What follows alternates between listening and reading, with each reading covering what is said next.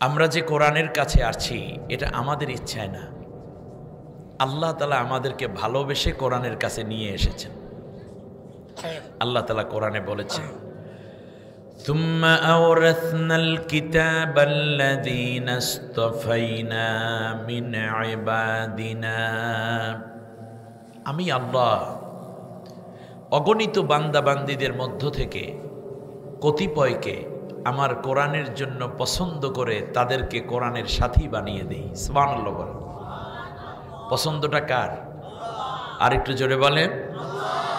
একেবারে নবীর ঘরের মানুষ, নবীজি সাল্লাল্লাহু আলাইহি ইসলামের ঘরের মানুষ আবু লাহাব কোরআনের কাছে আসতে পেরেছে, কিন্তু নবীর বাড়ি থেকে ৪৫০০ মাইল দূরে বাড়ি সালমান ফার্সি রাদিয়াল্লাহু তাআলা আনহু, আল্লাহ তাকে পছন্দ করে কোরআনের কাছে নবীর কদমে হাজির করে দিয়েছেন। পছন্দটা কার? আর একটু জোরে বলেন না, কার? আল্লাহ। আবু জেহেলের ঘরে থাকা দাসী সুমাইয়া রাদিয়াল্লাহু তাআলা আনহাকে আল্লাহ কোরআনের জন্য কবুল করেছেন, কিন্তু আবু জেহেল কোরআন থেকে বঞ্চিত হয়ে গেছে। উমাইয়া বিন খালফ, আবু জেহেলের রাষ্ট্রের অর্থমন্ত্রী, তাকে আল্লাহ কোরআন থেকে মাহরুম করেছেন, কিন্তু তারই কেনা গোলাম বেলাল রাদিয়াল্লাহু তাআলা আনহুকে আল্লাহ কোরআনের জন্য মঞ্জুর করে নিয়েছেন। আবু বকর রাদিয়াল্লাহু তাআলা আনহুর পুত্র মুহাম্মদ বিন আবু বকর বদরের যুদ্ধের আগ পর্যন্ত কোরআন থেকে বঞ্চিত, অথচ রাসূল সাল্লাল্লাহু আলাইহি ইসলামের হাতে হাত রেখে প্রথম যেই ব্যক্তি কোরআনের কাছে আসলেন তার নাম আবু বকর। সুতরাং আমরা কোরআনের কাছে আসতে পেরেছি, আপনারা বেজার, খুশি না বেজার? বেজার না খুশি? কম না বেশি? তাহলে আওয়াজ দিয়ে পড়ি আলহামদুলিল্লাহ, মাশাআল্লাহ। কোরআনের কাছে আসার সাথে সাথে আমাদের কিছু নৈতিক দায়িত্ব হয়ে যায়। আল্লাহ নবী আমাদেরকে বলেছেন, তুমি যদি কোরআন শুনতে যাও আর কোরআনের কথা যদি বুঝতে চেষ্টা করো, তাহলে কোরআনের মাহফিল এক পর্যায়ে শেষ হয়ে যাবে, তোমাকে আল্লাহ তাআলা একটা দারুণ সওয়াব দিবেন। হাজ্জাতান উমরাতান তাম্মাতান তাম্মাতান তাম্মা, ৩ বার নবী উচ্চারণ করলেন।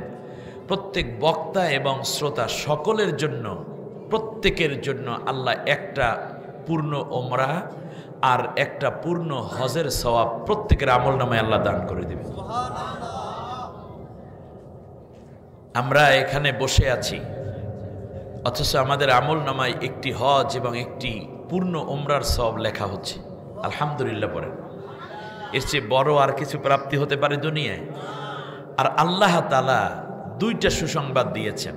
আমি আপনি যদি কোরআনের মাহফিলে বসে 2টি আমল করি, আল্লাহ তাআলা আমাদেরকে 2টি সওয়াব দান করবেন। 2টি আমল কি? আল্লাহ রাব্বুল আলামিন বলেন, ফাইযা কুরিয়াল কুরআনু ফাসতামিউ লাহু ওয়া আনসিতু লাআল্লাকুম তুরহামুন।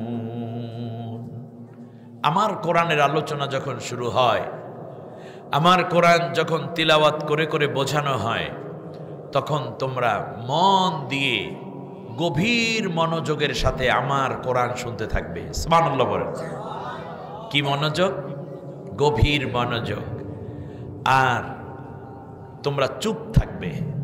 মাঝে মাঝে সুবহানাল্লাহ, আলহামদুলিল্লাহ, আল্লাহু আকবার বলা যাবে, কিন্তু অন্য কোনো কাজে আমরা আমাদের কথাগুলো ব্যবহার করব না। সেজন্য মোবাইলগুলো সাইলেন্ট করে রাখেন। এতটুকু সময় মোবাইল বন্ধ থাকলে আপনার কোনোই ক্ষতি হবে না। আপনি মনে করতেছেন দুনিয়া আমি ছাড়া চলে না, আপনি মরে দেখেন, আপনি মরার পর আপনার দুনিয়া আরো ভালো চলবে। এই চিন্তাটা আপনার আব্বাও করেছিল যে আমি না থাকলে আমার ছেলে কি খাবে, আমার মেয়ে কি খাবে, আমার স্ত্রী কোথায় যাবে। আপনার বাবা মরে যাওয়ার পরে আপনারা যেমন বেঁচে আছেন, আপনি মরে যাওয়ার পরে আপনার সন্তান, আপনার সংসার অনেক ভালো চলবে। অতএব আপনি বলতেছেন এটা আমার সংসার আমি ছাড়া চলে না, আসলে ভালো চলবে, কারণ আপনি নিজেই চলতেছেন আল্লাহর দয়ায়, আপনার সন্তান ওই আল্লাহর দয়াই ভালো চলবে। মোবাইল সাইলেন্ট করে ফেলেন।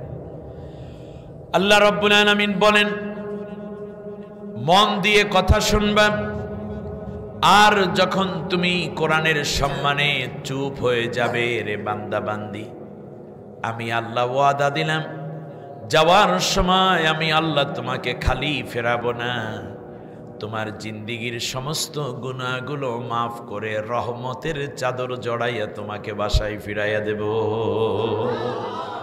সুবহানাল্লাহ। আপনার গুনাহ মাফ হচ্ছে, আল্লাহর রহমত পাবো। রহমতের বড় অভাব বর্তমান সময় মানুষের। দেখেন, আজ থেকে 20 বছর আগে মানুষের হাতে অ্যান্ড্রয়েড সেট ছিল না। তাদের এই রকম দামি দামি জামা কাপড় অনেকে পরতে পারে নাই, অনেকের গাড়ি ছিল না, এই রকম ইলেকট্রিসিটি ছিল না, এই রকম মানুষগুলো স্বাচ্ছন্দ্যে চলতে পারে নাই, দামি দামি ফার্নিচার কিংবা ইলেকট্রনিক্সের জিনিস ছিল না। কিন্তু আমাদের চেয়ে তারা অনেক শান্তিতে ছিলেন। তার কারণ তারা রহমত পেয়েছিলেন। স্ত্রী স্বামীর কথায় চলতো, আর এখন স্বামী স্ত্রীর কথায় শুনে তারপর অপেক্ষা করে তুমি যেইটা বলবো আমি সেইটাই শুনবো, আর কিচ্ছু শুনবো না। শোনেন, আমি দেখেছি আমাদের গ্রামের বাড়িতে যখন ঘরে ছিলাম, আমি তখন ক্লাস 3 অথবা 4-এ পড়ি, এইভাবে চেরাগ জ্বলতেছে। তো মার যাওয়া দরকার, আমার মায়ের যাওয়া দরকার এদিক থেকে সামনের দিকে, কিন্তু বাবা বসে আছেন এখানে। চেরাগ যখন জ্বলে ছায়াটা লম্বা হয়ে পড়ে না শরীরের। চেরাগ চিনেন আপনারা? ব্যাস, ল্যাম্প, কফি, বাতি, চেরাগ। তো মাকে দেখতাম একটু দূর দিয়ে ঘুরে যায়। তো একদিন জিজ্ঞেস করলাম, মা এইটা করলেন কেন? যে সোজাই দিয়ে রাস্তা। বললো যে স্বামীর শরীরের ছায়া পাড়াও দিতে হয় না, ডিঙ্গাতেও হয় না, তাতে গুনাহ হয়। তো কোরআন হাদিস যা পড়েছি তাতে স্বামীর শরীরের ছায়ার উপর পাড়া দিলে বা ডিঙ্গাইয়া গেলে, ডিঙ্গানো বুঝেন, তাতে যে গুনাহ হয় এটা নাই। কিন্তু আমি চিন্তা করি এখন ভক্তিটা কোন মাত্রায় ছিল।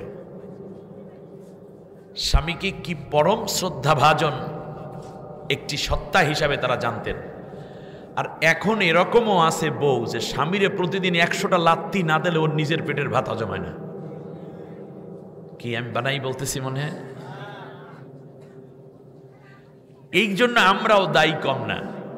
আমার মাকে আমার বাবা আপনি বলতেন, আমার বাবাও আমার মাও আমার বাবাকে আপনি করে বলতেন। একটা সময় ছিল কি না?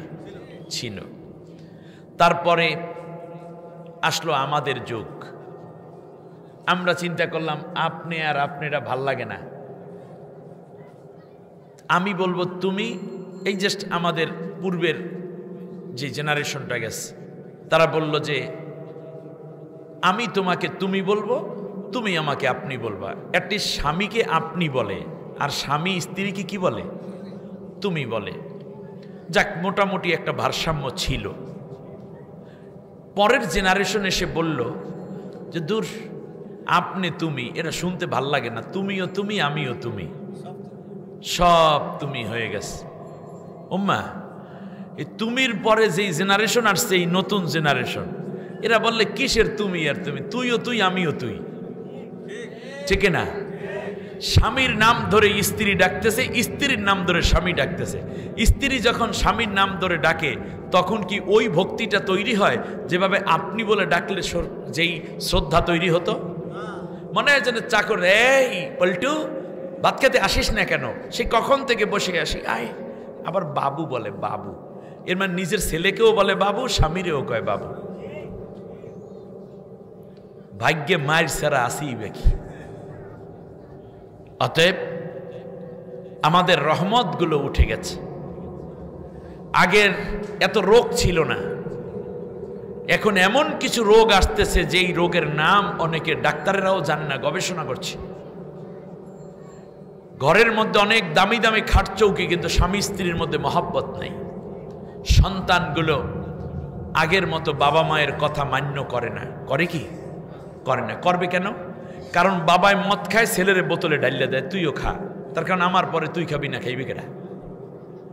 বাবা দুর্নীতি করে আর ছেলের ব্যাংকে অ্যাকাউন্ট খুলে ছেলের নামে সেই টাকা জমা করে। এই ছেলে তোমাকে পিটাবে না, চুমু দেবে?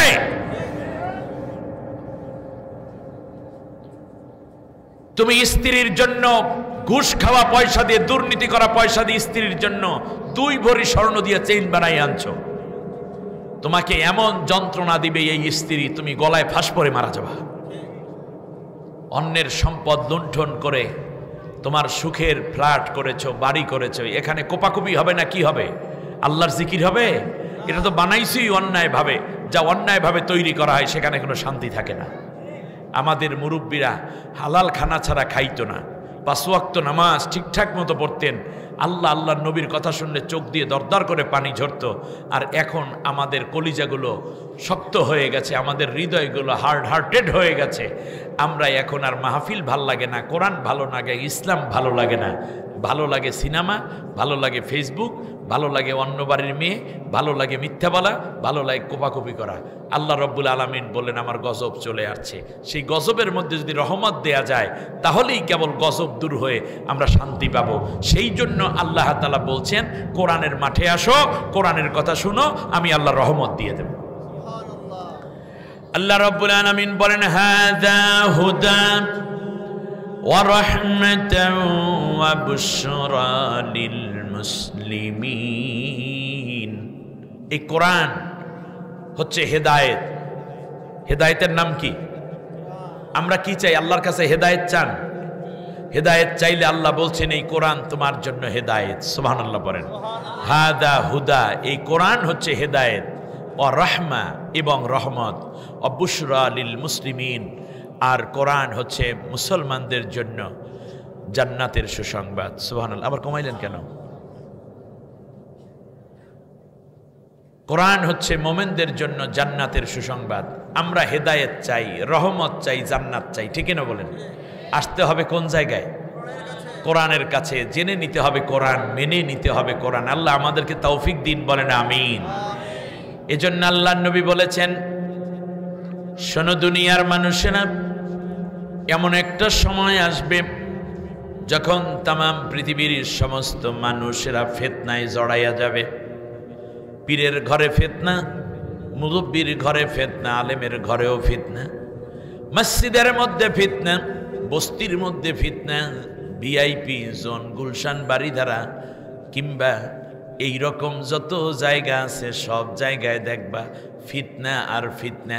প্রেসিডেন্টের বাসার মধ্যেও ফিতনা, প্রধানমন্ত্রীর গণভবন কিংবা ওই বঙ্গভবন, সব জায়গায় ফিতনা আর ফিতনা। সংসদের মধ্যেও ফিতনা, বাথরুমের মধ্যেও ফিতনা ঢুকবে। মসজিদ মাদ্রাসা খানকা কিচ্ছু বাদ যাবে না, ফিতনার ফিতনা। নাম হলো দোহাইমা ফিতনা। এই ফিতনা মানুষের ইমানটারে ধ্বংস কইরা দেবে। সাহাবীগণ আরজ করলো, ইয়া রাসূলুল্লাহ, ওই ফিতনা থেকে বাঁচার জন্য কি করতে হবে? আমার ওই ভাই বোনেরা যারা কিয়ামতের পূর্বে পৃথিবীতে আসবে, তাহলে তো সবাই কাফের হয়ে যাবে, ঈমান হারা হয়ে যাবে। আল্লাহর নবী বললেন, আমার সাহাবীরা, পরবর্তীদের জন্য এই কথা তোমরা নোট করে শোনাইয়া দাও। একটা আমল যারা করবে তাদের ঈমান আল্লাহ রব্বুল আলামিন রক্ষা করবেন, বাকিরা সবগুলা ঈমান হারা হয়ে যাবে। কেমন ঈমান হারা হবে? আল্লাহর নবী বলেছেন, ইউসবিহুর রাজুলু ফিহা মুমিনা ওয়া ইউমসি কাফিরা। সকালবেলা ঈমান নিয়ে ঘর থেকে বের হবে, আর সন্ধ্যা বেলায় মানুষটা কাফের হয়ে ঘরে ফিরে আসবে। আবার সন্ধ্যাবেলা ঘরের বাইরে বের হবে ঈমান নিয়ে। রাত্রিবেলার কোনো এক প্রহরে কিংবা সকালবেলা যখন ফিরবে, ঈমান হারা হয়ে ফিরবে। পকেটে টাকা নিয়ে আসবে ঠিকই, কিন্তু ঈমান হারা হয়ে যাবে। নবীজিকে সাহাবীগণ আরজ করলো, ইয়া রাসূলুল্লাহ, আমাদেরকে শুনাইয়া দেন, জানাইয়া দেন, কিয়ামতের পূর্বে আমার ওই ভাই বোনেরা কেমন করে তাদের ঈমানটা রক্ষা করতে পারবে। আল্লাহর নবী বললেন, তাআল্লাম কিতাবাল্লাহি ওয়াত্তাবি' মা ফীহি। বেশি বেশি বেশি করে কোরআনের মাহফিল সাজাও, বেশি করে ঘরগুলোকে কোরআনের তালিম দিয়ে সাজাও, কোরআনের দার্স দাও, কোরআনের স্টাডি করো, সন্তানদেরকে নিয়ে কোরআন তিলাওয়াত করো, ওই আয়াতগুলোর অনুবাদ করো। ওই আয়াতের শিক্ষাগুলো আবার নিজেরা পেশ করো, শেষে একটু মুনাজাত করে আল্লাহর কাছে হেদায়েত কামনা করবা। ঘরগুলোকে কোরআনের ঘর বানাও, তোমাদের বাড়িগুলোকে কোরআনের বাড়ি বানাও, সমাজগুলোকে কোরআনের সমাজ বানাও, রাষ্ট্রটাকে কোরআনের রাষ্ট্র বানাইয়া দিও। তাহলে আমি নবী বলে গেলাম, দুহায় মা, ফিতনা থেকে আল্লাহ তোমাদেরকে বাঁচাইয়া দিবে। কোরআন কি, কোন কিতাবের তালিম? কোরআনের। আমরা তালিম দেখি হুজুরের লেখা কিতাব, মুরব্বির লেখা কিতাবের, কোরআনের তালিম আমাদের ঘরে নেই। এইটা যদি হয় তাহলে আপনি হেদায়েত নাই। কারণ হেদায়েতের কিতাবের নাম কি? না, ভালো করে বলতে হবে। হেদায়েতের জন্য আল্লাহ কি নাজিল করেছেন? আল্লাহ রাব্বুল আলামিন নবীকে বলতেছেন, কান খাড়া করে শুনুন। আল্লাহ রাব্বুল আলামিন বলছেন, মা কুনতা তাদরি মাল কিতাব ওয়ালাল ঈমান ওয়ালাকিন জাআলনাহু নূরান নাহদি বিহি মান নাশা। ও নবী, তুমি জানতে না ঈমান কাকে বলে, কিতাব কাকে বলে, তুমি নিজেই জানতে না। আল্লাহু আকবার। আল্লাহ তাআলা নবীকে বলতেছেন তুমি ঈমান জানতে না। কারণ আল্লাহর নবী যতদিন কোরআন পান নাই ততদিন কি ঈমানের দাওয়াত দিয়েছেন? কালেমার দাওয়াত দিয়েছেন? নামাজের দাওয়াত দিয়েছেন? নিজে কি ঈমানের উপরে আছেন এই ধরনের কোনো বক্তব্য কাউকেও বলেছেন? তাই বলে নবী কি বেঈমান ছিলেন নাকি? না। এর মানে হচ্ছে ঈমান কেন্দ্রিক যে কাজ আল্লাহ তাআলার কোরআন আসার পরে আল্লাহ শুরু করতে বলেছেন। এর আগেও আল্লাহর নবী আল্লাহকে বিশ্বাস করতেন। সুবহানাল্লাহ বলেন। কিন্তু নবী তুমি জানতে না ঈমান কাকে বলে, কিতাব কাকে বলে। আমি আল্লাহ কোরআন নাজিল কইরা তোমার ঈমানের শিক্ষা দিয়েছি। সুবহানাল্লাহ বলেন। তার ঈমান শিক্ষার কিতাবের নাম কি? আল কোরআন। আর ঈমান বাড়েও এই কোরআনে। সুবহানাল্লাহ বলেন। আল্লাহ রাব্বুল আলামিন বলেন, ইন্নামাল মুমিনুনা আল্লাযীনা ইযা যুকিরাল্লাহু ওয়াজিলাত কুলুবুহুম ওয়া ইযা তুলিয়াত আলাইহিম আয়াতুহু যাদাতুহুম ঈমানা ওয়া আলা রাব্বিহিম ইয়াতাওয়াক্কালুন। সুবহানাল্লাহ। আল্লাহ রাব্বুল আলামিন বলেন, মুমিন হইল তারা, আসল মুমিন, নির্ভেজাল মুমিন, খাঁটি মুমিন, প্রকৃত মুমিন হইল তারা যখন আমি আল্লাহর নাম তাদের সাথে উচ্চারণ করা হয়, তাদের সামনে তাদের চোখ দিয়ে দর দর করে পানি ঝরা শুরু হয়, অন্তরটা কাঁপা শুরু হয়ে যায়। আর যখন তাদের সামনে আমি আল্লাহর কোরআনের আয়াত তিলাওয়াত করা হয়, সাথে সাথে তাদের ঈমানটা বেড়ে যায়। সুবহানাল্লাহ। তাহলে ঈমান আনার কিতাব কি? কোরআন। ঈমান বাড়ার কিতাব আল কোরআন। কিন্তু আপনি ঈমান আনছেন অন্য কিতাব শুনে, আপনি ঈমানটাই ভেজাইলেন, আসল ঈমান আপনি বোঝেনই নেই। অথচ আল্লাহ রাব্বুল আলামিন বলছেন, ওয়াজাদাকা দাল্লান ফাহাদা। নবী তুমি জানতে না হেদায়েত কোন পথে, হেদায়েতের জন্য তুমি ছিলে বেকুল।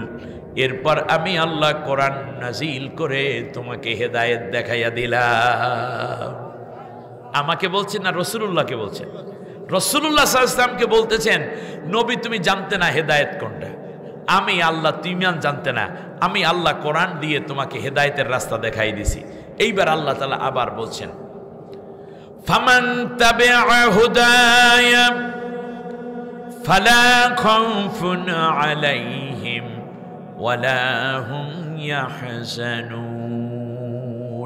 সূরা বাকারা 38 নম্বর আয়াতে গিয়ে আল্লাহ তাআলা বললেন, আমি যেহেতু হেদায়েত নাজিল করেছি কোরআন, এই হেদায়েত যারা মেনে চলবে, এই কোরআন যারা পড়বে, বুঝবে, আমল করবে, তাদের জন্য দুনিয়ায় কোনো ভয় নাই, আখেরাতেও জাহান্নামে যাবে এইরকম দুশ্চিন্তা যে এটাও থাকবে না। কারণ কোরআনের সাথে যারা আছে সব মানুষগুলো জান্নাতি। এজন্য রাসূল সাল্লাল্লাহু আলাইহি ওয়াসাল্লাম বলেছেন, শোনো, আহলুল কোরআনে হুম আহলুল্লাহ ওয়া খাসাতুহু। যারা কোরআনের পরিবারের সদস্য, যেই ঘরে কোরআনের তেলাওয়াত হয়, যেই অফিসে কোরআনের তেলাওয়াত হয়, যেই সংসদ আল্লাহর কোরআন দিয়ে চলে, যেই সেক্রেটারিয়েট আল্লাহর কোরআন দিয়ে চলে, যেই বিচারক আল্লাহর কোরআন দিয়ে বিচার করে, যেই ঘরের মানুষগুলো আল্লাহর কোরআন অনুযায়ী চলে, এই ঘর, ওই অফিস, ওই সংসদ, ওটা ওই ব্যক্তির থাকে না, ওটা আল্লাহর ঘর হয়ে যায়। অখসতুহু, আর এই ঘরের মানুষগুলো আল্লাহর খাস বান্দায় পরিণত হয়ে যায়। সুবহানাল্লাহ বলেন। এরপরে আল্লাহ রব্বুল আলামিন বলছেন, ওয়াজকুরনা মা ইউতলা ফি বুয়ুতিকুন্না মিন আয়াতিল্লাহি ওয়াল হিকমা।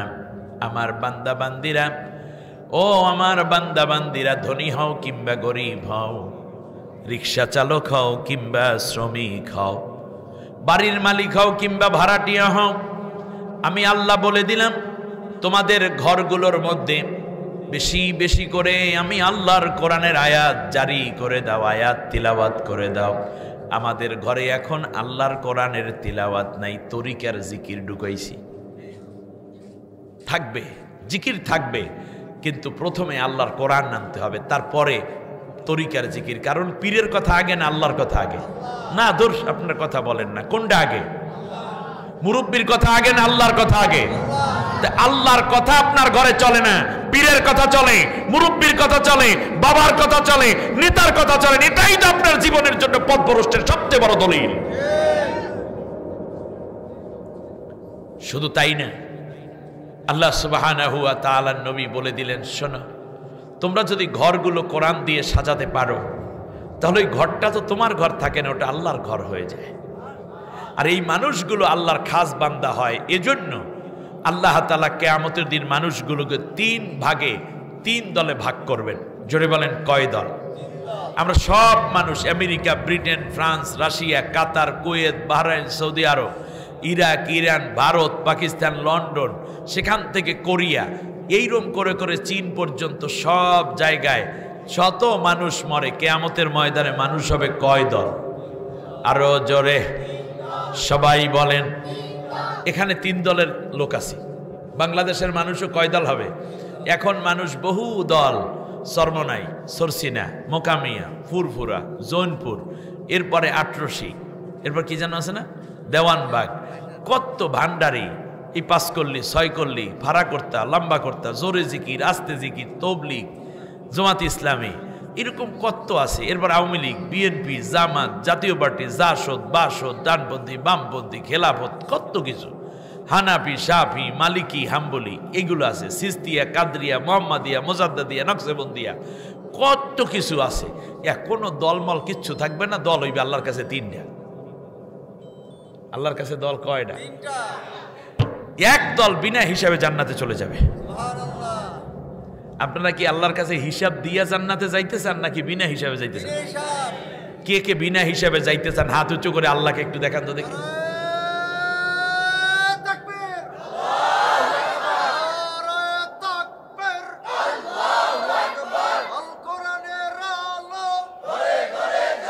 আলহামদুলিল্লাহ,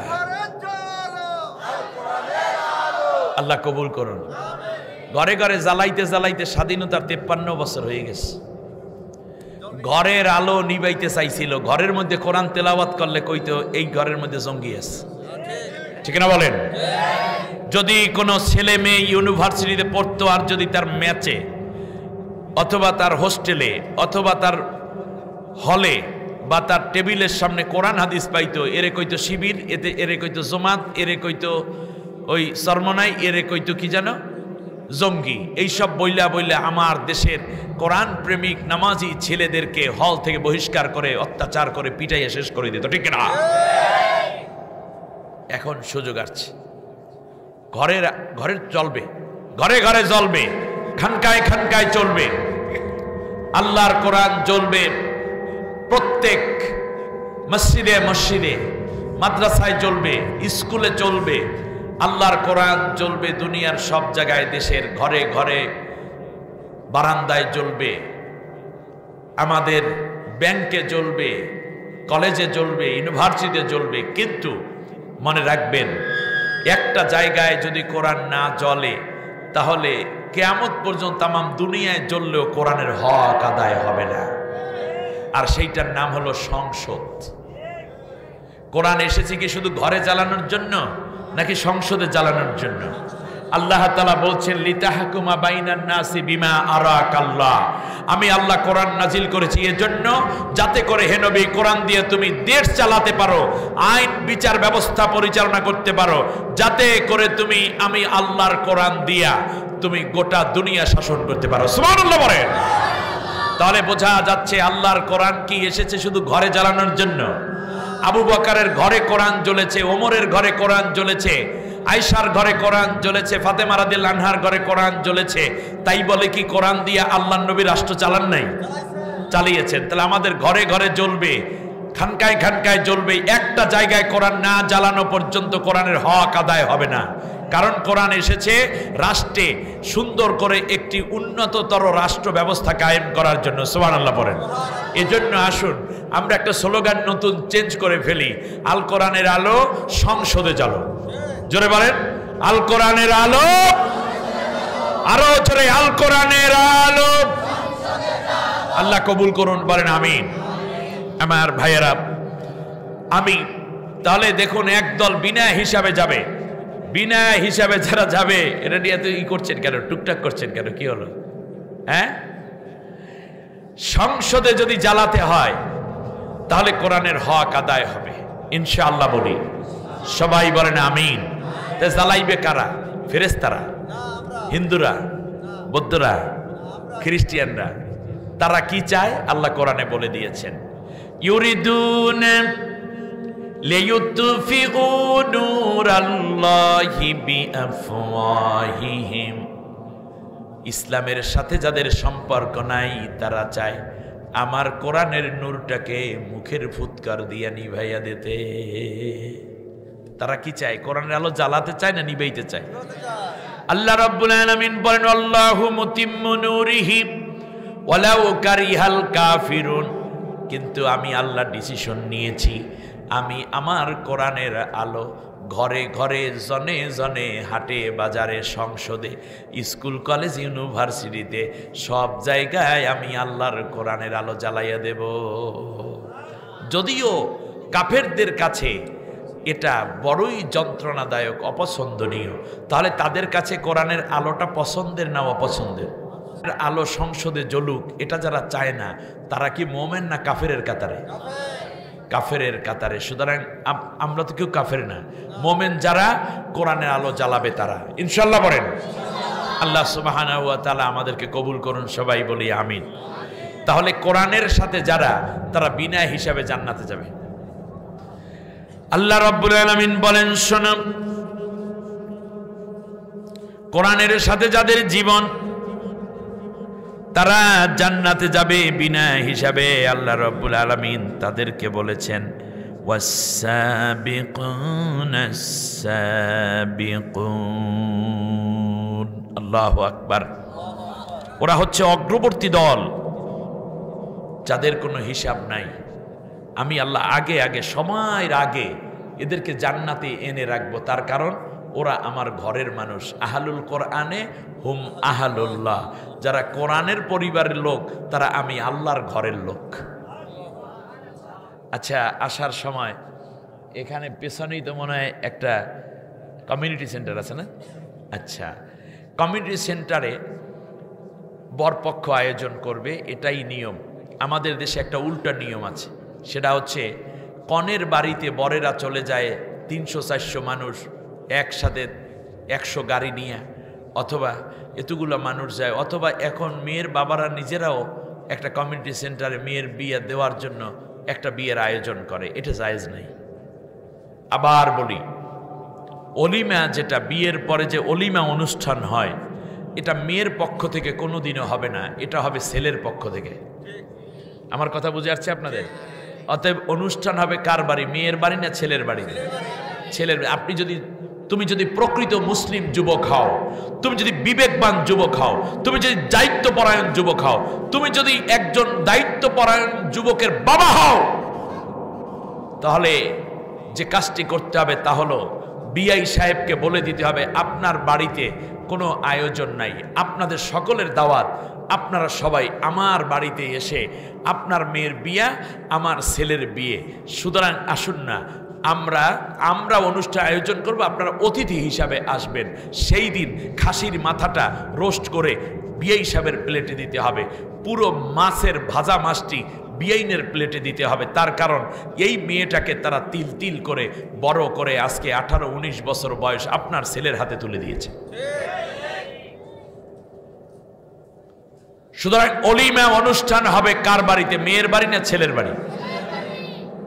এখন দেখা যায় যে মেয়ের বাড়িতে যাওয়ার জন্য বলে যে আমরা বেশি আসবো না, বিয়ে হিসাব 300 জন আসবো। ভিক্ষুক নাকি সারাই কি কয়, মনে হয় যেন 14 গোষ্ঠীর বয়সে কোনোদিন ভাত পানি খায় নাই। আর এই দিন মেয়ের বাবার কলিজাটা দরপর করতে থাকে, আরে আমার মেয়েটা দীর্ঘটা বছর আমার মধ্যে থেকেছে, কলিজার টুকরাটা কতবার বাবা ডেকেছে, কত স্মৃতি, সেই সব স্মৃতি রাইখে আপনি আজকে গেছেন খাওয়ার টেনশন, ওই জায়গায় এত লোক আসছে, ওই জায়গায় ভাত পায় নাই, ওই জায়গায় তরকারি পায় নাই, মেয়ের মা 3 রাত পর্যন্ত ঘুম নাই, বেচারি বেহুশ হয়ে পড়ে যাচ্ছে। এগুলো কি করেন আপনারা? এগুলো অত্যাচার, এগুলো এক ধরনের জুলুম। এই জুলুম বন্ধ করা হোক, ঠিক না বলেন?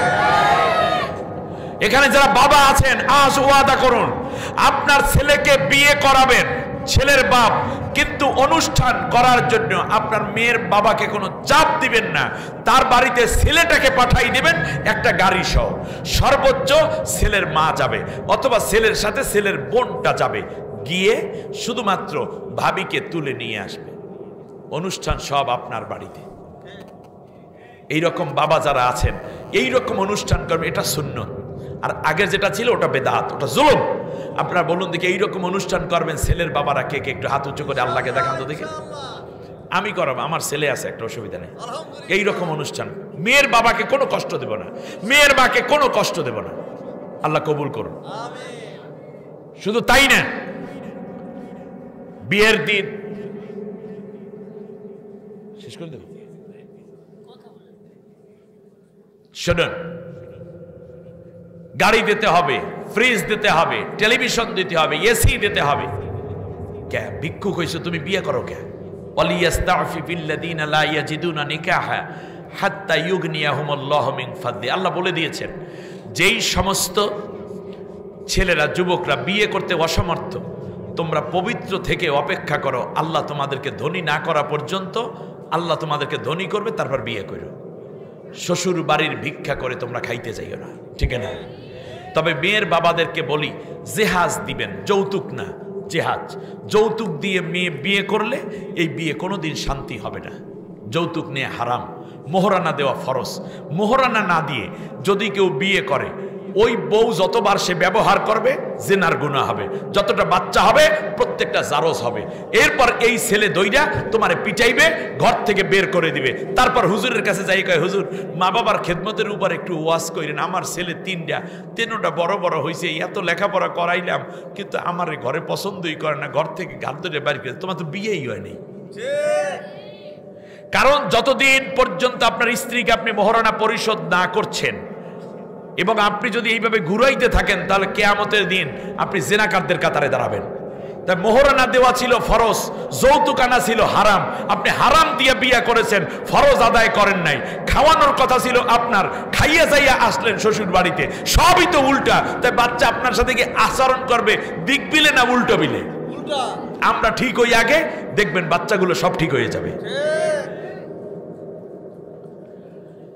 এই অনুষ্ঠানে মনে করেন ছেলে পক্ষ আসছে, এখন ছেলের বাবা, মেয়ের বাবা বা মেয়ের বাবার অনুষ্ঠান, ছেলে পক্ষ আসছে।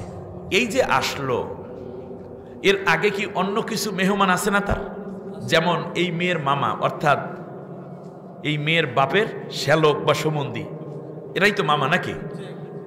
শ্বশুর, অ্যাটলিস্ট এই মেয়ের নানি, নানা নানি, এরপরে এই মেয়ের বাবার আপন ভাই, মেয়ের চাচা, এরাও তো আত্মীয়। তাদেরকেও তো এই অনুষ্ঠানে দাওয়াত দেয় না? অনেক সময় দাওয়াত দেয়। আপনারা বলেন তো দেখি, তারা ওই যে গেট থাকে একটা ফিতা ধরে না, এরা কি গেটের বাইরে থাকে না ভিতরে থাকে? আপনজনরা থাকে কোথায়? আর বাইরে যারা আসতেছে তারাও কি মেহমান? এখন বলেন তো দেখি, তাহলে এই 2 মেহমানের মধ্যে পার্থক্য আছে না নাই? আছে। ওনারাও রোস্ট খাবে, ওনারাও পোলাও খাবে, ওনারাও ডিম যে কোরমা করেছে এটা খাবে, ওনারাও মাছ খাবে, রেজালা খাবে। কিন্তু মজার ব্যাপার কি জানেন, একদল হইল বাড়িওয়ালার নিজস্ব গেস্ট, আপনজন, তারা আছে কোথায়? ভেতরে। আর ওনারা আছে, ওনাদেরকে আপ্যায়ন করার জন্য আগে ভাগে এই গেস্টদেরকে রাখা হয়, এরা আপন। আল্লাহ তাআলা বলেন কিয়ামতের দিন জান্নাতের মধ্যে জান্নাতীদেরকে সংবর্ধনা দেওয়ার জন্য আমি আগেই কিছু জান্নাতি মানুষকে আমার বাড়িতে আইনে রাখবো। আল্লাহু আকবার। আর সেই যাদেরকে আনবো তারা হইলো আমার ঘরের লোক। বলুন তো দেখি, শাশুড়ি কি ঘরের লোক না? শ্যালকটা ঘরের লোক না? নিজের ভাই ঘরের লোক না? শ্বশুর ঘরের লোক না? এই জন্য আল্লাহ তাআলা বলছেন আহলুল কোরআনে হুম আহলুল্লাহ, যারা কোরআনের পরিবারের লোক তারা আল্লাহর ঘরের লোক। এই জন্য তারা হইল সাবিকুন, মানে অগ্রবর্তী দল। মেহমানরা আসবে পরে, আগে অগ্রবর্তী দলকে আল্লাহ তাআলা জান্নাতের মধ্যে ঢুকাই রাখবেন। বিনা হিসাবে জান্নাতে যাবে তারা আল্লাহর কোরআনের সাথে আছে যারা। এই জন্য নবীজি বলেছেন মান জাআলাহু আমামাহু কাদাহু ইলাল জান্নাহ, যারা কোরআনকে সামনে রেখে জীবন চালাবে, মৃত্যুর পরে কোরআন তার সামনে সামনে যাবে, জান্নাতে না পৌঁছানো পর্যন্ত কোরআন তাকে একা ছেড়ে চলে যাবে না।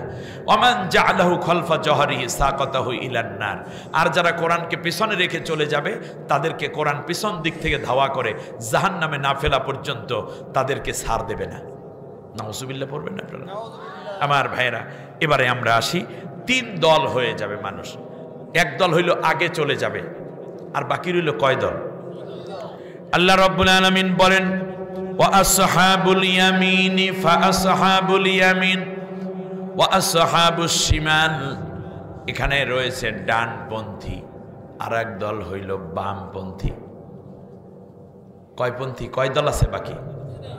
এক দল হইল, আর এক দল বামপন্থী। জোরে বলেন, এক দল কি পন্থী?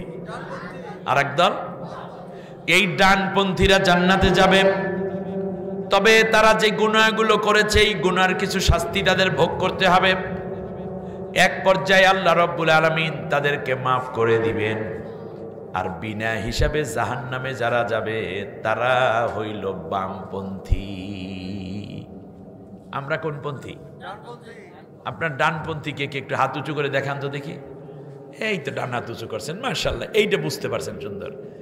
আমরা যে ডানপন্থী এটা যেন ভুলে না যায়, সেজন্য আল্লাহ রাব্বুল আলামিন তার নবীর মাধ্যমে আমাদেরকে সুন্নত শিখিয়েছেন। বলেন দেখি, আমরা যখন অজু করি তখন কোন হাত আগে ধুই? এই তো দেখছেন ডান দিকে শুরু, ডান দিক থেকে অজু করা সুন্নত। আচ্ছা, পাও ধোয়ার সময় ডান পা। জামা পরবো, কোন হাতা আগে ঢুকানো সুন্নত? মাশাআল্লাহ। আবার পানি খাবো, কোন হাত দিয়ে পানি খাওয়া সুন্নত? ডান হাত দিয়ে। এবারে আপনারা বলেন, আমরা যখন ঘুমাইতে যাই তখন কোন কাইতে ঘুমানো সুন্নত? ডান কাত। বলুন তো দেখি, এখন ঘর থেকে বেরোচ্ছেন, কোন পা আগে দেওয়া সুন্নত? পাজামা প্যান্ট পরবেন, কোন পা আগে ঢুকানো সুন্নত? জুতা পরবেন, কোন পায়ে আগে জুতা পরা সুন্নত? ডান। মরার পরে আমাকে আপনাকে যখন চিরদিনের জন্য কাফন জড়ানো হয় তখন কোন কাইতে রাখা হয়? বোঝা যাচ্ছে আমরা যে ডানপন্থী এটা যেন ভুলে না যাই, সেজন্য এই রকম অনেক সিস্টেম ইসলাম আমাদের কাছে রেখে দিয়েছে। ব্যাস, আমরা যখন চাবিটা ঘুরাই দেখবেন আমাদের গাড়ির চাবিগুলো কোন দিকে ঘুরবে? ডান দিকে। মাশাআল্লাহ। রাস্তা দিয়ে যখন আপনি হাঁটেন তখন কোন পাশ দিয়ে হাঁটা সুন্নত? ডান পাশ দিয়ে। সুতরাং আমরা কোন পন্থী বলেন তো দেখি? ডানপন্থী। এখন যারা বাম হাত দিয়ে চা এবং পানি পান করে তারা মূলত শয়তানের হাতে খায়। আল্লাহ নবী বলেছেন শয়তান খায় বাম হাত দিয়ে। শয়তান খায় কোন হাত দিয়ে? বাম হাত। আমরা যখন পানি পান করব অবশ্যই বসবো, আমাদের কিডনি না হয় নষ্ট হয়ে যাবে। দাঁড়াইয়া পান করলে কিডনি নষ্ট হয়ে যায়, ডাক্তাররা বলেছে। এবং ডকডক করে পানি পান না করে আমরা একটু একটু করে, কেমনে পান করবেন আমি দেখাই। বিসমিল্লাহ। এই পানিটা নিয়ে প্রথমে পানিটা গোটা মুখের মধ্যে মাখাবেন, কারণ মুখের মধ্যে যে লালা থাকে এইটা অনেক উপকারী পাকস্থলীর জন্য, লিভারের জন্য, হজমের জন্য। আপনি যখন লালাটা পানির সাথে মিশাই আস্তে আস্তে গিলবেন তখন হজম শক্তি বেড়ে যাবে, আপনার শক্তি বাড়তে থাকবে। সুবহানাল্লাহ। বদ হজম আর থাকবে না।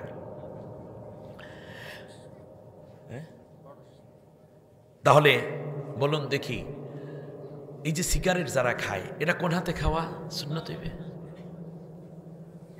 সিগারেট মানুষে খায় নাকি? সিগারেট মানুষে খায় না, বরং সিগারেটে মানুষ খায়, ঠিক না বলেন?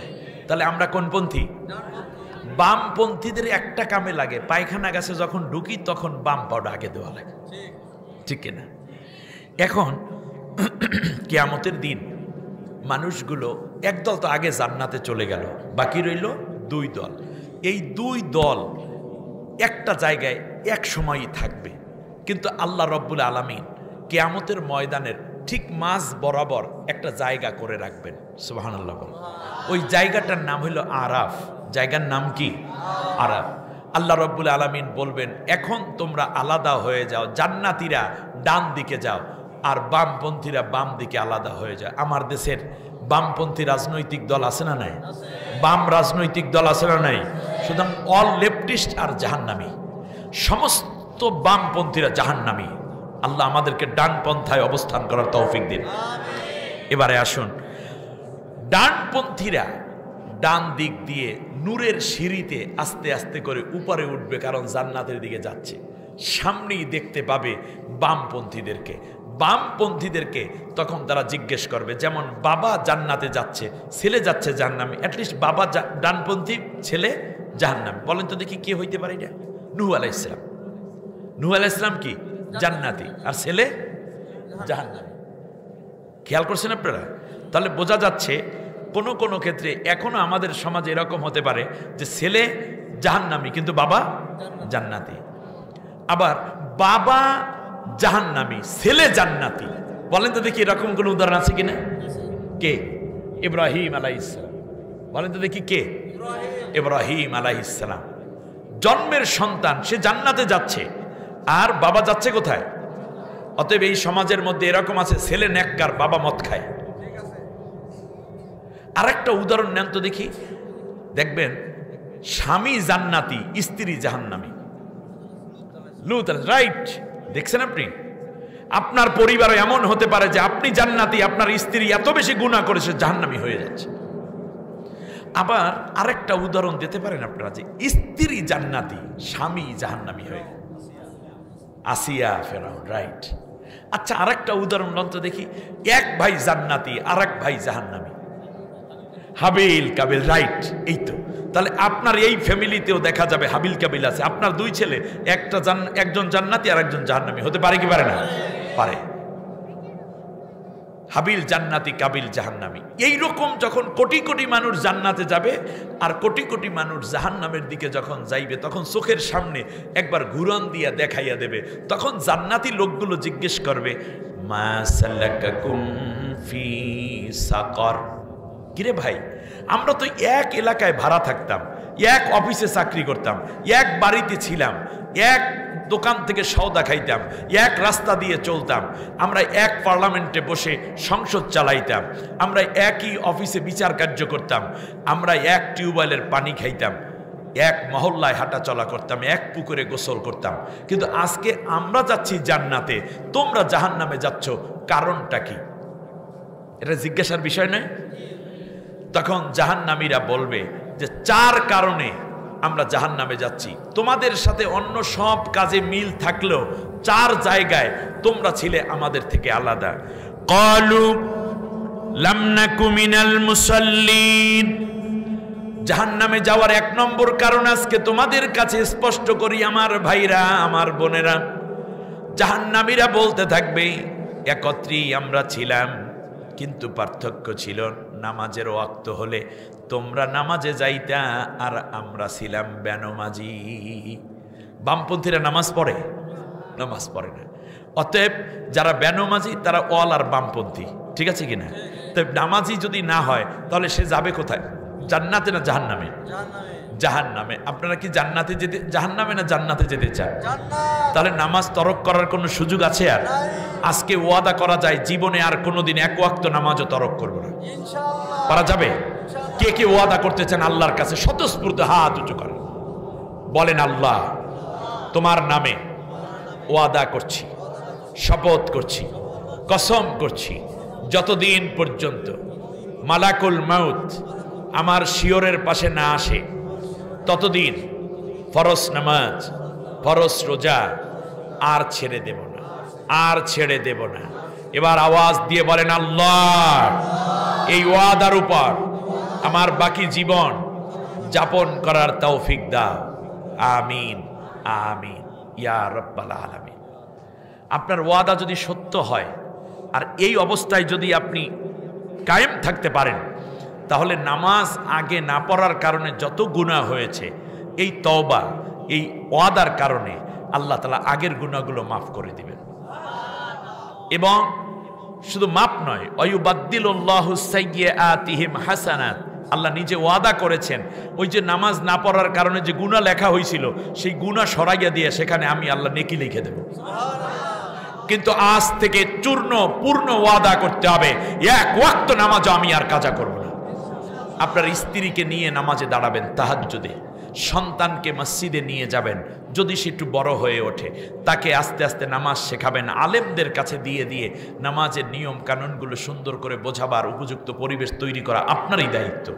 আপনি নামাজের নিয়ম কানুন না জানলে ইমাম সাহেব, মুয়াজ্জিন সাহেব, আলেমরা আছে, তাদের পাশে বসে তারপরে এই নিয়ম কানুনগুলো সুন্দর করে শেখার জন্য চেষ্টা করবেন।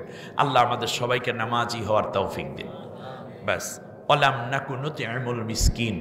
আর আমরা জাহান্নামে যাচ্ছি দ্বিতীয় কারণ হচ্ছে আমরা মিসকিনদেরকে খাওয়াইতাম না। কি করতাম না? অতএব আমরা মিসকিন, অসহায়, গরিব যারা আছে, আপনিও গরিব, অটো চালান, হয়তোবা মোটামুটি কিছু টাকার মালিক, তাও একটা ভাড়া নিয়ে চালান, কিন্তু সকালবেলা আপনি নাস্তা করতে বসছেন, একটা রুটি 10 টাকা, একটা কলা 5 টাকা, এক কাপ চা 5 টাকা। এমন সময় যদি কেউ এসে বলে, বাবা ক্ষুধা লাগছে, রুটিটাকে অর্ধেক করেন, কলাটাকে অর্ধেক ভাঙেন, চাটাকে অন্য একটা খালি কাপের অর্ধেক করেন, তারপরে তাকে অর্ধেক দেন, অমিম্মা রাযাকনাহুম ইউনফিকুন, আপনি খাওয়াইয়া দিলেন, আল্লাহ তাআলা আপনার রিজিকে বরকত দিয়ে দিবেন। বরং আল্লাহ কিয়ামতের দিন জিজ্ঞেস করবেন যে আমি গরিব ছিলাম, তোমরা তো আমারে খাওয়াও নাই। মানুষেরা বলবে, আল্লাহ তোমারকে যদি পাইতাম তাহলে খাওয়াইয়া দিতাম কি, কোরমা, পোলাও, ফিন্নি, জর্দা, কাবাব, স্বামী কাবাব, ফালুদা, রেজারা, রোস্ট, বুরুচ যা আছে সব খাওয়াইতাম। আল্লাহ তাআলা বলবেন, যখন মিসকিন, অসহায়, ইয়াতীম তোমার কাছে গিয়েছিল একটু খাবার দাও, তখন যদি তাকে খাওয়াইয়া দিতা তাহলে আমি আল্লাহকে খাওয়ানো হতো। আমরা আল্লাহকে পাওয়ার জন্য কেউ পাহাড়ে লুকায়, কেউ রুমাল মাথায় দিয়ে নুয়ে নুয়ে সুবহানাল্লাহ সুবহানাল্লাহ জিকির করে, অথচ আপনি মিসকিনকে খাওয়ানোর মধ্যে আপনি আল্লাহরে পাইয়া যাইতেছেন। সুবহানাল্লাহ বলেন। মাঝে মাঝে মোরাকাবা মুশাহিদা করবেন, কিন্তু আপনার কাছে মিসকিন আসিয়া মসজিদের সামনে দাঁড়াই রয়েছে, পকেটের মধ্যে টাকা, দামি মোবাইল পাশে লইয়া মাথা নিচু করে আপনি সুবহানাল্লাহ সুবহানাল্লাহ করতেছেন, এই সুবহানাল্লাহর দাম নাই। নবী বলেছেন, কোন প্রতিবেশী যদি উপোস থাকে, ইসলাম কি বোঝেন, যদি প্রতিবেশী উপাস থাকে আর কোনো ব্যক্তি যদি পেট ভরে খেয়ে সারা রাত ইবাদত করে, ইবাদত কবুল হবে না। বরং যদি কোনো উপোস ব্যক্তিকে, ক্ষুধার্ত ব্যক্তিকে যদি খাওয়াইয়া উনি ফরজ নামাজটা পড়ে রাত্রে ঘুমাইয়া যায়, সারা রাত কোরআন তেলাওয়াত, নফল নামাজ পড়লে যে সওয়াব হতো, জিকির আজগারের সওয়াব হতো, সমান সওয়াব আল্লাহ তাআলা আমলনামায় দান করে দেবেন। সুতরাং ওয়াফি আমওয়ালিহিম হাক্কুল লিসাইলি ওয়াল মাহরুম, মিসকিন, অসহায়ের প্রতি আমরা যেন খড়গহস্ত না হই। আল্লাহর নবীর সুন্নাহ হচ্ছে, এই যে শীত আসছে, আমরা কি পারি না, আপনার বেশি দরকার নেই, এখানে যেই কত ভাই আছেন, যেই কয়শো মানুষ আছেন, আগামীকালকে প্রত্যেকে একটা করে কম্বল এক একজন রিক্সাওয়ালাকে দিবেন, একটা কানটুপি দিবেন, একজোড়া জুতা দিবেন। বলুন তো দেখি, এইটা দিতে সর্বোচ্চ 1000 টাকা যাবে, কিন্তু এই লোকটা শীত থেকে কষ্ট পাবে। অতুকসিবুল মাদুমা, রাসূল সাল্লাল্লাহু আলাইহি ওয়াসাল্লাম একটা সুন্নত ছিল, তিনি বস্ত্রহীনকে মানুষকে বস্ত্র দিয়া দিতেন। সুবহানাল্লাহ বলেন। অনেক ধনী আছেন, আমার মাইকের আওয়াজ, ঘরের মধ্যে 20 সেট জামা কাপড়, 5 সেট গরম পোশাক, এখান থেকে 2 সেট গরম পোশাক দিয়ে দেন, তাতে আপনার শীত আপনারা মারবে না, বরং আপনি পেয়ে যাবেন পরকালে নূরের পোশাক। আপনার ঘরেরই কাজের মেয়েটা ফিনফিনে কাপড় পরে এসেছে, 2 বছর আগে ওই যে 3 পিস কিনা দিছিল, অথবা আপনার ঘরের দেওয়া 1 বছর আগের 3 পিস, ওইটা পইরা টুকটুক টুকটুক কইরা আপনার ঘরের থালা বাটি ধুইতে আছে, আপনার ঘরটা মুছতেছে, আপনার বাচ্চাটাকে গোসল করাচ্ছে, আপনার জামা কাপড় ধুইতেছে, আপনার কি একটু মায়া লাগে না? নিজের গায়ের কোটটা কিংবা কোটিটা খুলে কমপক্ষে মেয়েটার গায়ে জড়াই দিয়ে বলেন, এখন থেকে তুমি এটা পরবে জরিনা, তোমাকে খুব মানায়। একটা মুস্কি হাসি দেবে, ওর হাসি আল্লাহর আরশ পর্যন্ত হাসবে। হৃদয়গুলো কেন এমন হয় না? আল্লাহ রাব্বুল আলামিন আমাদেরকে বোঝার তৌফিক দান করুন। ওয়ালাম নাকু নুতঈমুল মিসকিন, আমরা মিসকিনদেরকে খাওন পরন দিতাম না। ওয়া কুন্না নাখুদু মাআল খাইদিন, আর সমালোচনাকারীদের সাথে বসে বসে সমালোচনা করতাম। এইরকম কিছু বজ্জাত লোক সমাজে আছে না নাই? সমালোচনা। আর এইমাত্র ইমাম সাহেবের পিছনে নামাজ পড়ছে মসজিদে, নামাজ পইরা মসজিদ থেকে বের হয়, জোতাটা একটা জোতা পায়ের মধ্যে ঢুকায় আর ইমাম সাহেবের বিরুদ্ধে গালিগালাজ করে, গীবত করে। কপাল পোড়া মসজিদ। কে বলছে মসজিদে যেতে? কে বলেছে তোমাকে মসজিদে যেতে? মসজিদ তো দরকার।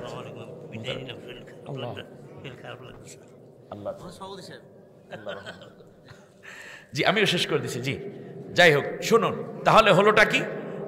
অবশ্যই আমাদের উচিত হচ্ছে এই অসহায় মানুষগুলোকে, আমরা সভাপতি সাহেবের জন্য দোয়া করছি, অত্যন্ত মুরব্বী মানুষ এবং খুব পরহেজগার মানুষ, আল্লাহ যেন তাকে সুস্থতা দান করে, আল্লাহ যেন কোরআনের খেদমত করতে করতে আল্লাহ যেন তার কাছে নিয়ে নেন, বলেন আমিন। আল্লাহ এই মাহফিলের বরকতে অত্র এলাকার সবাইকে তুমি সুস্থতা নসিব করে দাও। ওয়ালাম নাকু নুতঈমুল মিসকিন, আমরা মিসকিনকে খাওয়াইতাম না। আল্লাহ জিজ্ঞেস করেন, আমি অসুস্থ ছিলাম, তোমরা তো আমার চিকিৎসা করাও নাই। কইবে আল্লাহ তোমারে পাইলে মাউন্ট এলিজাবেথ হাসপাতালে লইয়ে যেতাম। কয় বাদ দে বেটা, তুমি যদি, তোমার পাশেই তো কত মানুষ অসুস্থ ছিল বস্তির মধ্যে, তোমার আত্মীয়দের মধ্যে অসুস্থ ছিল, তোমার খালাতো বোন অসুস্থ, ডাক্তার দেখাইতে পারতেছে না, তোমারই একজন আপনজন চাচতো ভাই, ফুফাতো বোন, ফুফি অসুস্থ, ডাক্তার দেখাইতে পারে না টাকার অভাবে, তুমি যদি তাকে ডাক্তার দেখাইয়া ঔষধপত্র দিয়ে যত্ন করতা, তাহলে সেটা আমাকেই করা হতো। আমি আল্লাহ আজকে তোমাকে সুস্থ করে জান্নাতে পাঠাই দিতাম। আল্লাহ আমাদের সবাইকে মানব সেবায় উজ্জীবিত হওয়ার, ইসলামের আল্লাহর নবী নবুয়াত পাইয়া লা ইলাহা ইল্লাল্লাহর দাওয়াত দিয়েছে, তারা আগ পর্যন্ত শুধু মানুষের সেবাই করেছে। এজন্য নবীজি বলেছেন, খয়রুন নাস মান ইয়ানফাউন নাস, তোমাদের মধ্যে ওই ব্যক্তি উত্তম যার দ্বারা অন্য মানুষ উপকৃত হয়। সুবহানাল্লাহ। এই উপকৃত বদলে আবার ঘুষ লইয়েন না, উপকার করতে যাইয়ে আবার শেষ পর্যন্ত ইজ্জত নষ্ট করে ফেলাইন না, তাহলে হইবে শয়তানি। অতএব মনে রাখতে হবে, নিঃস্বার্থ মানুষের সেবা দিন। আপনার মুখের থেকে একটু খাবার অন্যকে দেওয়া, এটাই তো স্যাক্রিফাইস, এটা নবীওয়ালা কাজ। হে যুবক, তোমার মুখে দাড়ি নেই, আমি তোমাকে বলছি, হতে পারে তোমার চুলগুলো একটু বড় রেখে দিয়েছ, হতে পারে তুমি নামাজের প্রতি অত মনোযোগী না, কিন্তু তোমার সামনে যখন কোনো ক্ষুধার্ত আসে তখন পকেটের মধ্যে হাত দাও, হাত দিয়ে যদি দেখো যে 10টা টাকা আছে, একটা রুটি তুমি কিনে দাও। খাইতে বসেছ, কেউ এসে হাত পেছেছে, বসেন এখানে, চোখের পানি ছেড়ে বলুন, চাচি বা খালাম্মা বা নানি, আপনার মতো না আমার একটা মা ছিল, আমার মায়ের কোনো খেদমত আমি করতে পারি নাই, আমার মাকে আল্লাহ নিয়ে গেছে, এই খাওয়ার পরে আমার মার জন্য একটু দোয়া কইলেন। কি খাবেন আপনি বলেন? কত 200-300 টাকাই না হয় বিল হবে। ধনী মানুষ যখন ভিক্ষুক হাত পেতে, আল্লাহর রাস্তায় মাফ করেন, নাইমিয়া পড়ো তুমি, ওর ভিক্ষার জন্য তোমার কাঁধে উঠো, কিপটা হবেন না, হাত উদার করবেন। আপনার হাত ভরে দিবেন কে? এই যে রাত্রে আমরা খাইলাম, খাওয়ার পর যদি পায়খানা প্রস্রাব না হয়, তাহলে এই খাওয়াই আপনার মরণের কারণ। আর পায়খানা প্রস্রাব হয়ে গেলে আপনি শান্তি। ঠিক তেমনি অর্থ আল্লাহ আপনাকে দিয়েছেন, এইটা ঢেলে দেন, আবার আল্লাহ তাআলা ক্ষুধা লাগাইবে, আল্লাহর তরফ থেকে আবার অর্থ আসতে থাকবে, আপনি দিন দিন ধনী হতে থাকবেন। আপনি যদি জমা করে রাখেন, তাহলে আপনার এই সম্পদ আপনার মরণের কারণ হবে, জাহান্নামের কারণ হয়ে যাবে। ওয়ালাম নাকু নুতঈমুল মিসকিন, তাহলে আমরা এর বিপরীত কাজ করবে, বামপন্থীর মতো না। আমরা আমাদের রিজিকের মধ্যে যেই দিন রান্না করবেন, বোনদেরকে একটা উপদেশ দিই, 1 মুঠ চাল বাড়াইয়া দিবেন, আর আল্লাহর কাছে বলবেন, আল্লাহ তুমি একটু ভিক্ষুক আমার বাড়িতে দিও, একজন মিসকিন আমার বাড়িতে পাঠাইও, যাকে আমি 2 ভাত খাওয়াবো। এই নিয়ত করুন। গ্রামে এখন অনেক মহিলা আছে যারা এই কাজটা করে। আমি একটা হাদিস বলি এই ক্ষেত্রে। এক মহিলা মারা গেছে, নবী সাল্লাল্লাহু আলাইহি ওয়াসাল্লামের কাছে এক সাহাবী এসে বলছি, ইয়া রাসূলুল্লাহ, আমাদের মহল্লায় এক মহিলা মারা গেছে। এই মহিলা নামাজ রোজা করতো খুব বেশি, জিকির আজগার তসবিহ তাহলিল পর্দা ওরে মাবুদ রে সব কিছু করতো, কিন্তু এই মহিলা এককালে কিপটে ছিল আর মানুষের সাথে খালি ঝগড়া করতো, এই পেঁয়াজ বাজাইয়ে রাখতে সবসময়। একদল মহিলা এরকম আছে না, মাথায় ঘোমটা দিয়ে খালি একসের ঝগড়া করে, আছে না? আল্লাহ নবী সাল্লাল্লাহু আলাইহি ওয়াসাল্লাম বললেন, কদ অজাবাত লাহা, তার জন্য ওয়াজিব হয়ে গেছে। একটু পরে আর এক সাহাবী এসে বলল, ইয়া রাসূলুল্লাহ, এক মহিলার জানাজা পড়ছি আমাদের এলাকায়। মহিলা কেমন ছিল? মহিলা খুব ভালো ছিল, এইরকম যে সে ফরজ নামাজ পড়তো, পর্দা পুশিদা মতো চলতো, রোজা রাখতো, কিন্তু মহিলা নফল ইবাদত বেশি করেছে এরকম কোনো প্রমাণ নাই। কিন্তু স্বামীর পক্ষের আত্মীয় স্বজন, দেবরের ছেলে, ননদের ছেলে, মামা শ্বশুর, চাচা শ্বশুর, খালু শ্বশুর এবং নিজের মামা এবং প্রতিবেশী যারা আছে সবাইকে সুযোগ পেলেই কোনো না কোনো সহযোগিতা করত। সুবহানাল্লাহ, এরকম কিছু মানুষ আছে না? আছে। বলল যে কদ অজাবাত লাহা, তার জন্য ওয়াজিব হয়ে গেছে। সাহাবীগণ আরজ করল, ইয়া রাসূলুল্লাহ, মহিলা দুইজন দুই চরিত্রের, একজন ইবাদত বেশি, মানুষের সাথে ভালো সম্পর্ক নাই, আর একজন ইবাদত কম কিন্তু মহল্লার মানুষগুলো তার জন্য কান্না করতেছে। দুই চরিত্র দুইজনের, কিন্তু তাকে বললেন দুইজনের জন্য ওয়াজিব হয়ে গেছে। প্রথমটার জন্য দোজক ওয়াজিব হয়েছে, জাহান্নাম ওয়াজিব, আর দ্বিতীয় জনের জন্য জান্নাত ওয়াজিব হয়ে গেছে। যদি মনে করে শুধু নামাজ রোজা করে আমি জান্নাতে যাব, আপনি ভুল। আপনি ইসলাম চর্চা করেন নাই, আপনি হিন্দু, বৌদ্ধ, খ্রিস্টান, ইয়াহুদিদের মতো ধর্ম চর্চা করছেন, ইসলাম চর্চা করছেন না। ইসলাম সামগ্রিক। ইসলাম কি? এই ছোট্টদেরকে বলি, নাস্তা যখন নেও, স্কুলে তোমার মা ডিম দেয়, রুটি দেয়, কিংবা একটু মিষ্টি দিয়ে দেয়, তখন আম্মুর কাছ থেকে দাবি করে, আম্মু আমার একটা ফ্রেন্ড আছে, ওর বাপ নাই, অথবা ওর একটু গরিব, ওর জন্য একটু নাস্তা বাড়াইয়ে দাও। বাস দুইটা রুটি নিয়ে গেলা, আলহামদুলিল্লাহ, তুমি মনে রাখবে তোমার জ্ঞান আল্লাহ বাড়াবেন, ওকেও আল্লাহ বড় করবেন। দুই দোস্ত কাল কিয়ামতের ময়দানে আল্লাহকে হাসান হুসাইনের সাথে দেখা হওয়ার সুযোগ হয়ে যাবে। তার কারণ ইসলাম সামগ্রিক, ইসলাম দিতে বলে, এই জন্য নবী দিয়েছেন, সাহাবীগণ দিয়েছেন। আর আমরা যারা বুজুর্গ হইছি, দেয় না। দেয় কারে? ছেলেরে। দেয় কারে? জামাইরে। দেয় কারে? মাইয়ারে। মাইয়ার নামে ফেলার পিসাব দেশে, জামাইয়ের নামে গাড়ি দেশে। কিন্তু বাড়ির পাশে যখন যায়, একটা রিক্সাওয়ালা যখন টাকা নিয়ে যায়, আসসালামু আলাইকুম হুজুর, পিসাব আমার জন্য দোয়া করবেন, পকেটের মধ্যে 10টা, রিক্সাওয়ালার ঘাম মাখা টাকাটাও হুজুরে নিতে দ্বিধা করে না। মাশাআল্লাহ, এই চিন্তা বাদ দিতে হবে। দান করার মধ্যে বরত্ব, ব্যক্তিত্ব, ইসলামের প্রকাশ। আল্লাহ আমাদেরকে দান করে মহান হওয়ার তৌফিক দিন, বলেন আমিন। অকুন্না নাখুদু মাআল খায়দিন অকুন্না নুকাসসিবু বিয়াউমিদ্দিন। আর আমরা খালি সমালোচনা করতাম মানুষের পিছে পিছে। এই সমালোচনা করবেন না, মনে থাকবে, সমালোচনা করবেন না, বরং গঠনমূলক সমালোচনা করা যায়। এইগুলো মহিলাদের মধ্যে বেশি। আল্লাহর নবী বলেছেন, মহিলাদেরকে আল্লাহ আমি দুই কারণে জাহান্নামে বেশি দেখছি। এক নম্বর হইল, তারা খুব স্বামীর প্রতি অকৃতজ্ঞ। স্বামীর প্রতি কি? এই বেচারা সারা জীবন দিছে, হঠাৎ করে এই 20 বছরের মধ্যে এইবারে শাড়িটা একটু খারাপ হয়েছে, শাড়িটার এইভাবে ফিকমেট কয়, 20টা বছর বিয়ে হয়েছে, তুমি একদিনও কি আমারে ভালো শাড়ি দিয়েছো?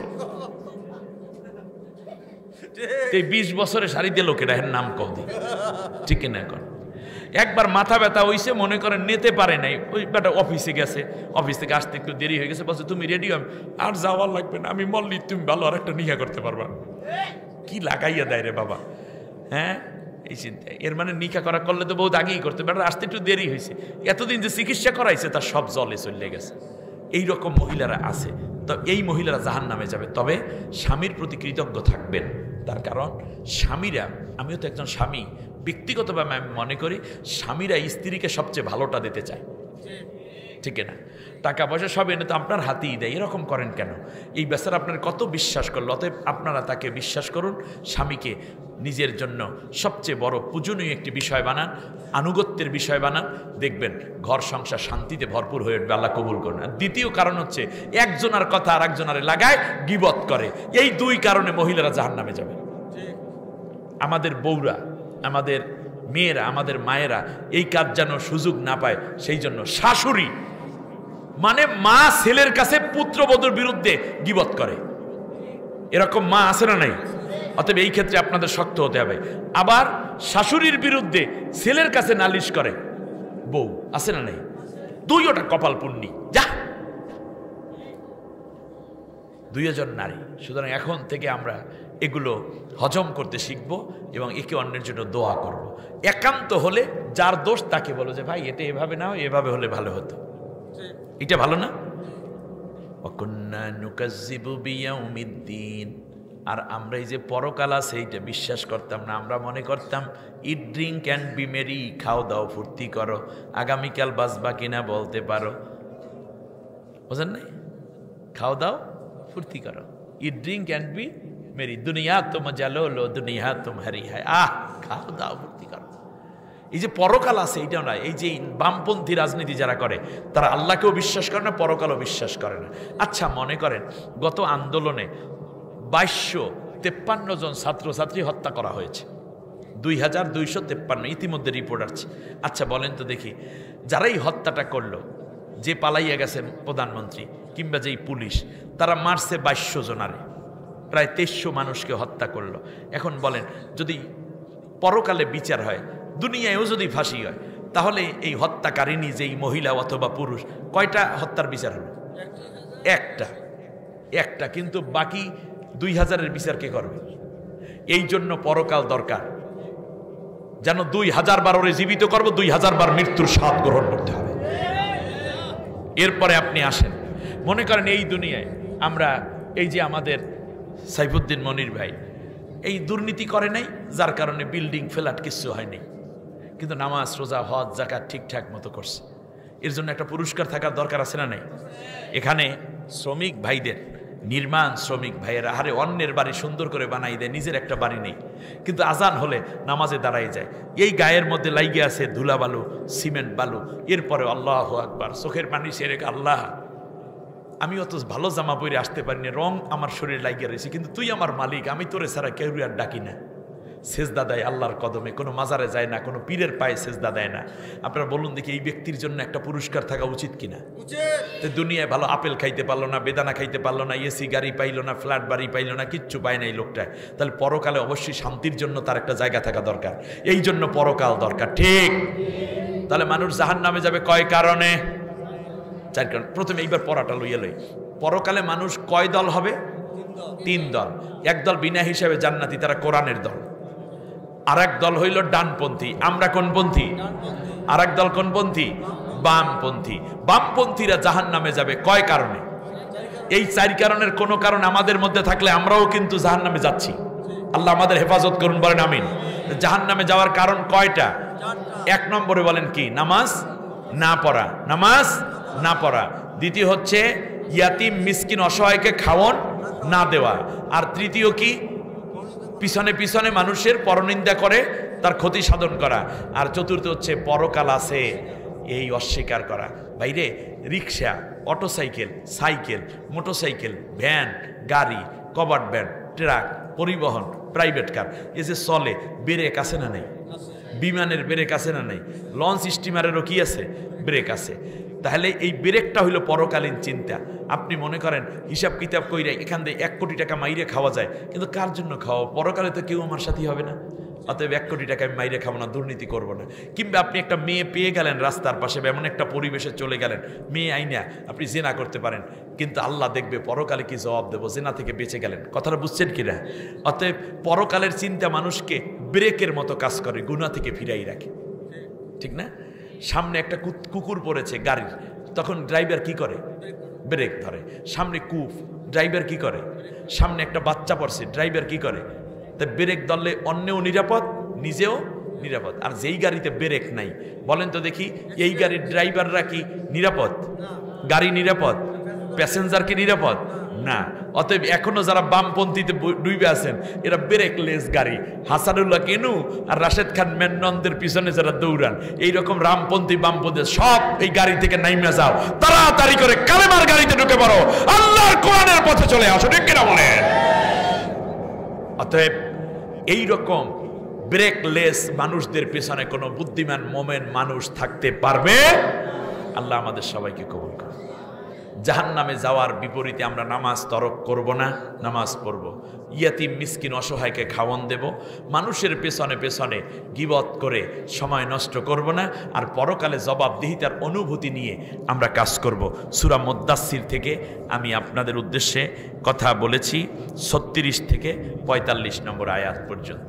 আল্লাহ রব্বুল আলামিন আমাদের সবাইকে এই আয়াতের উপরে আমল করার তৌফিক দান করুন। নামাজের সূরাতে সবাই বসে একবার আলহামদুলিল্লাহ